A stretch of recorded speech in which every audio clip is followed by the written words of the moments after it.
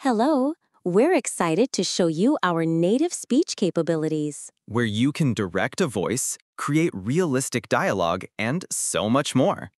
Edit these placeholders to get started.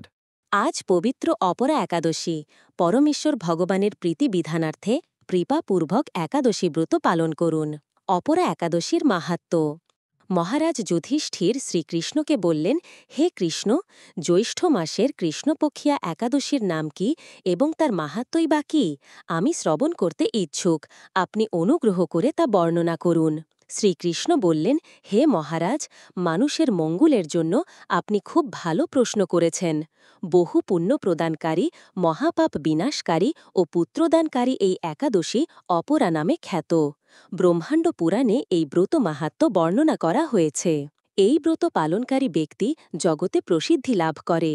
ব্রহ্ম হত্যা, গো হত্যা, ভ্রূণ হত্যা, পরনিন্দা, পরস্ত্রী গমন, মিথ্যা ভাষণ প্রভৃতি গুরুতর পাপ এই ব্রত পালনে নষ্ট হয়ে যায়।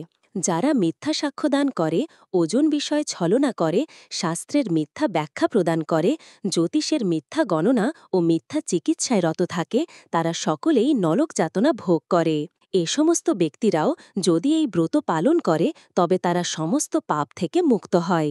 ক্ষত্রিয় যদি স্বধর্ম ত্যাগ করে যুদ্ধক্ষেত্র থেকে পালিয়ে যায় তবে সে ঘোরতর নরকগামী হয়, কিন্তু সেও এই ব্রত পালনে মুক্ত হয়ে স্বর্গগতি লাভ করে।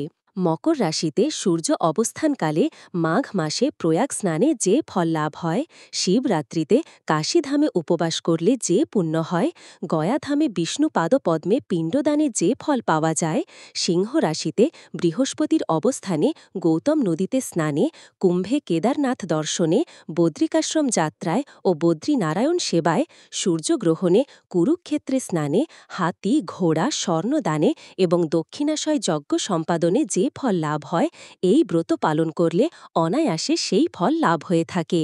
এই অপরা ব্রত পাপরূপ বৃক্ষের কুঠার স্বরূপ, পাপরূপ কাষ্ঠের দাবাগ্নির মতো, পাপরূপ অন্ধকারে সূর্য সদৃশ এবং পাপ হস্তির সিংহ স্বরূপ।